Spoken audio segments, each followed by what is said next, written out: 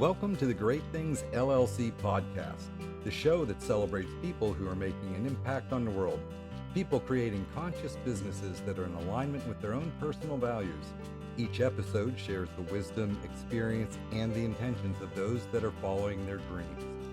Visionaries who have chosen a different path, found their purpose, and create joy and abundance while helping others.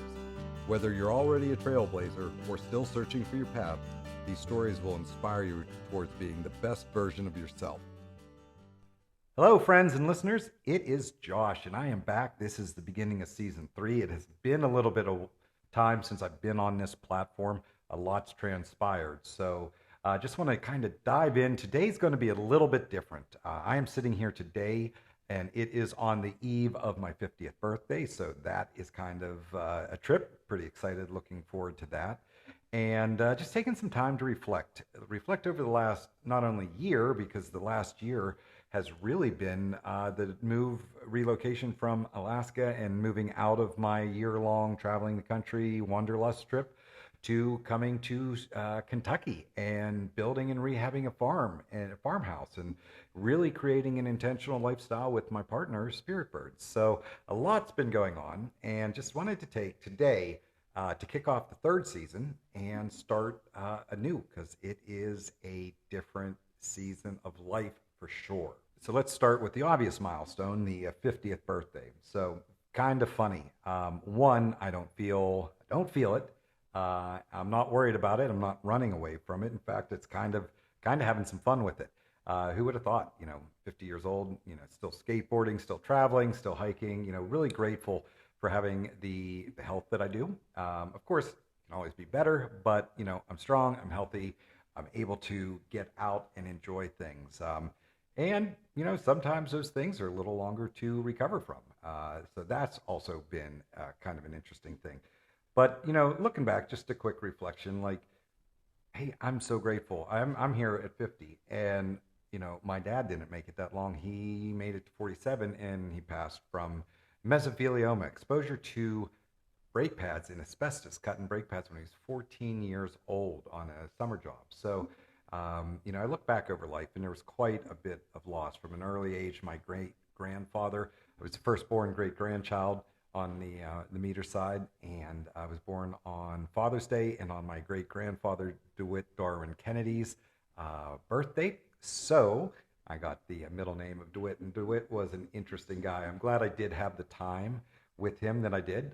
He passed when I was 7, but he was a lot of things. Really interesting and influential guy in the early life. He was a farmer. He was a butcher. He was a business owner. He was a boxer. He did a lot in his life, and he served the community. It was interesting. His funeral really was one of the first experiences I had with loss and grief and death. And what I was amazed about was all the people that came out and people that I'd never seen.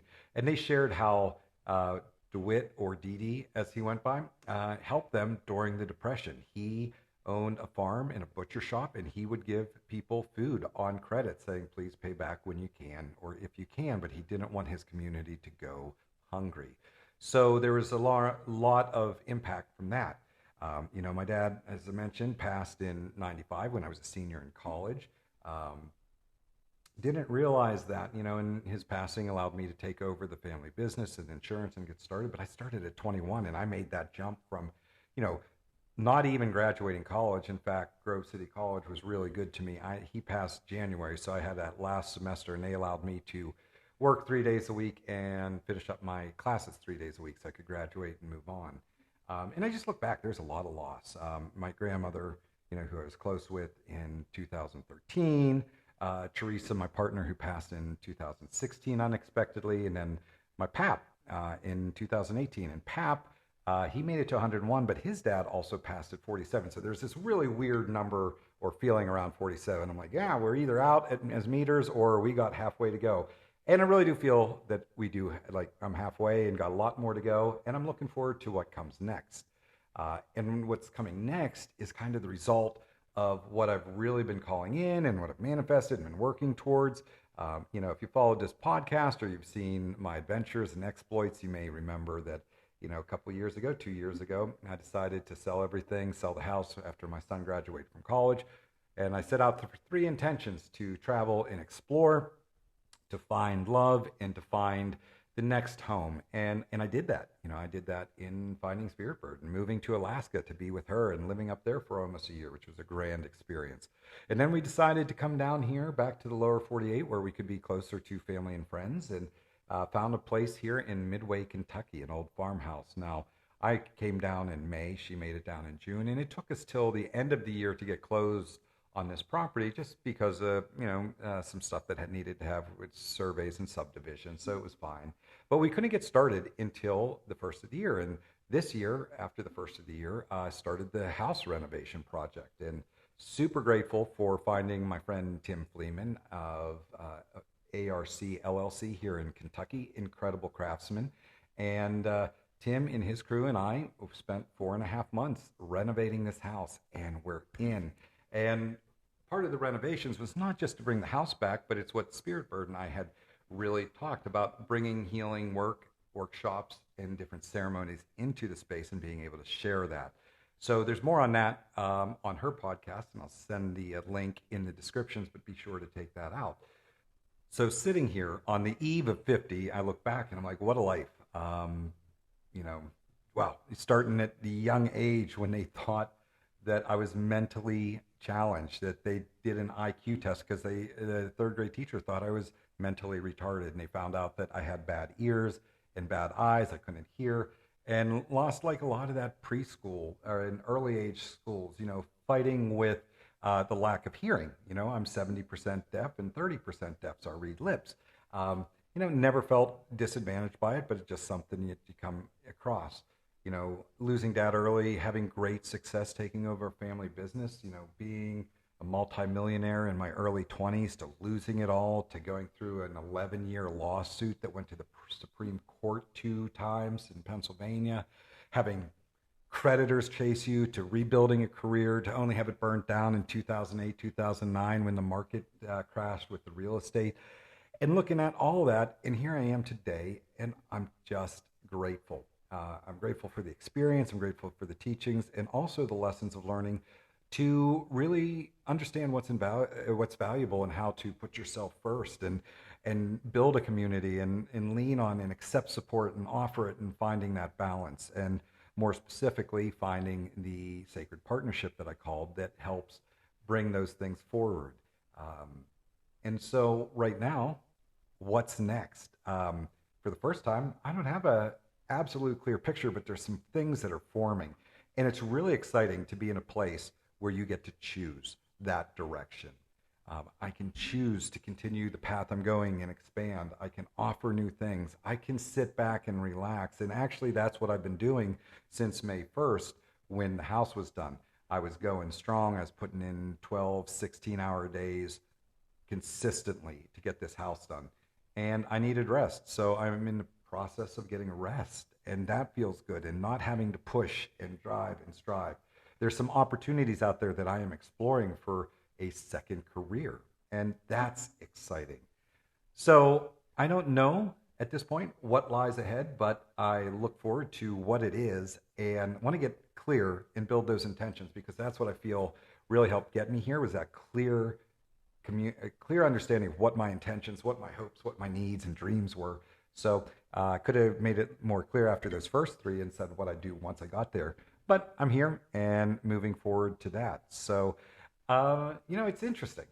And tomorrow I have friends and family. My son and his girlfriend are coming down, and we're going to have an open house to celebrate the house, to celebrate my 50 years of existence, and just to celebrate friends and connections. So I'm really, really looking forward to that. If I have to reflect back, I would probably say the last 7 years of life have actually really probably been the most significant or dramatic in growth.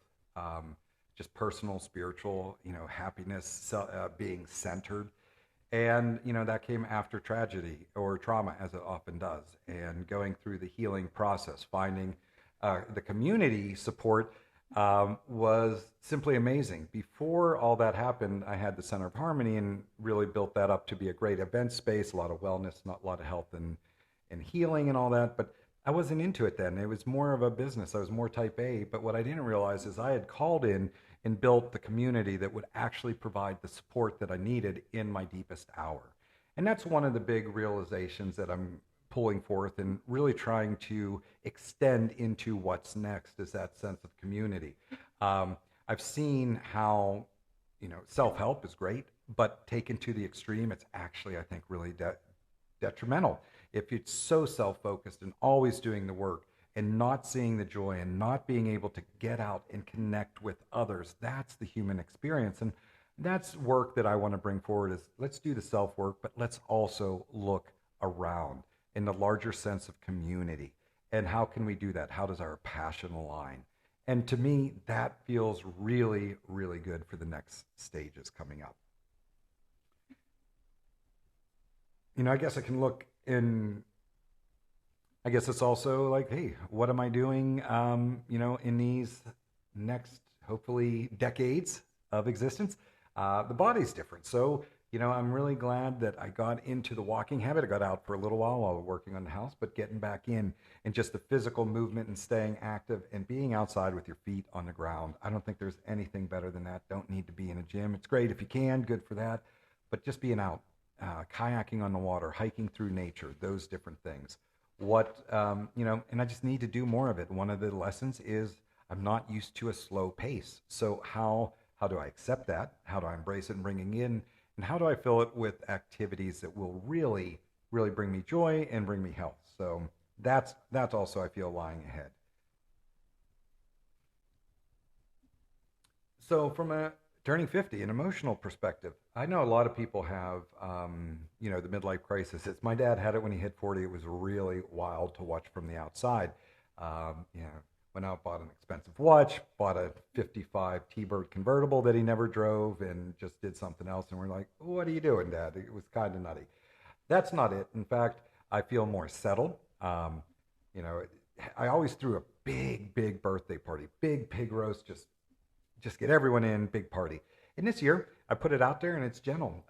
Who can show up? I'd love to see my friends. And there's no pressure. And instead of me doing all the work with the pig roast, I actually catered it this year so I can sit back and enjoy. So there's a place of, from the emotional point, is just understanding and not getting thrown off center as much. And knowing when something comes up is it a trigger? Is it my stuff that I haven't quite worked at? And also being able to say, no, it's actually not mine and you can have that. I will be here if you want to discuss, but I'm not taking that on. So it's another big win for making it 50 times around the sun.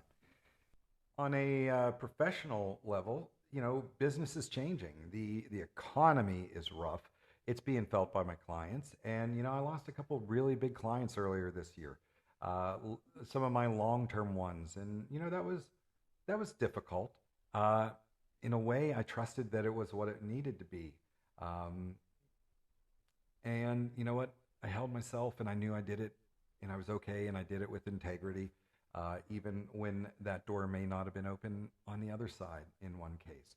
Um, but it felt good. And rather than stress, I'm like, it's what it's meant to be. And this year I started the Great Things Accelerator program. Kimberly McElhatton, my associate in Great Things, had been pushing me for years, and I was resistant. And I'm really glad I did. And she and I have put that together. It is an exciting program. We are help. It came out of just seeing the need of small business owners. We ran across the same stuff with all of our clients, and it's the basic core fundamentals. So we packaged a solution. Like we do weekly calls, we have online courses, and we teach new business owners or people starting businesses the fundamental things like getting those rock solid fundamentals. So that's vision, mission, and values. That's doing customer discovery, market research, so you know how to build an offer that's correct. And when you build that offer, how do you put it into a pro forma for cash flow projections so you know what to expect? And then really layering in the mindset and creating community. And I'll tell you what, that's filled my heart, that's filled my soul, and we're going to continue to do that. So it's a way that we can help a lot of people and reach, and in a way that we're enjoying it. Kimberly and I are really, really enjoying it. So that feels good. That's moving forward. Again, there's some other things that I'm looking at. And it's just And there are some other things I'm looking at, and my creativity is coming back online. That's creativity in videos, storytelling, photography, public speaking, consulting. All those things are coming in, and I really, really am blessed that I can have the experience that I can share, and that I enjoy doing it, and that it's received. On a personal note, Spirit Bird and I are really diving in and focusing on how we can make our home a sanctuary to bring ceremony and workshop and healing and all sorts of different avenues into our daily life, our real world. It's there's work out there that's been incredibly beneficial for both of us, and we are moving that forward. So that is the sacred medicines and plant journeys, and just deep, deep wisdom of the ages, sprinkled in with a little of the modern take and approach and how to do 3D and how to build community, and really to put in support structures around supporting one another's growth. There's so much going on. I'm so blessed to be here. And while this may be a really short introductory podcast, I wanted to kick off season 3 with a reflection on the first half century of life and set the stage for the next half century. And looking forward to this year, the podcast. I've been offline for a little while, looking to get started, and going to do it a little differently this year. So I will continue to interview incredible people with great stories, but I'm also just going to do some solo podcasts where I'm going to riff on something that's up for me. And I think that'll be a little bit easier to get out there. Sometimes scheduling guests can be a lot, and when you're busy in life, it fell by the wayside. So I am looking forward to sharing more content. And if you've enjoyed this episode or any of the past episodes, I could really use your support, and that can come in the form of you liking, subscribing, and sharing it on social media with your friends and family. So if you'd like to and feel called, please help me out and either like, share, or follow. And stay tuned for more. Have a blessed summer. And for all you dads out there, happy Father's Day. I hope you've enjoyed this episode of the Great Things LLC podcast. If you did, be sure to share the link with this episode with your friends, and share it to your social media with your biggest takeaway, tagging me at Great Things LLC. Make sure to subscribe so you never miss an episode. There's so much more to come. You can support me by leaving a rating and a review of the show, and that will help others to find their purpose, dream, collaborate, and create their own success story. Until next time, this is Josh Meeder, your host, signing off.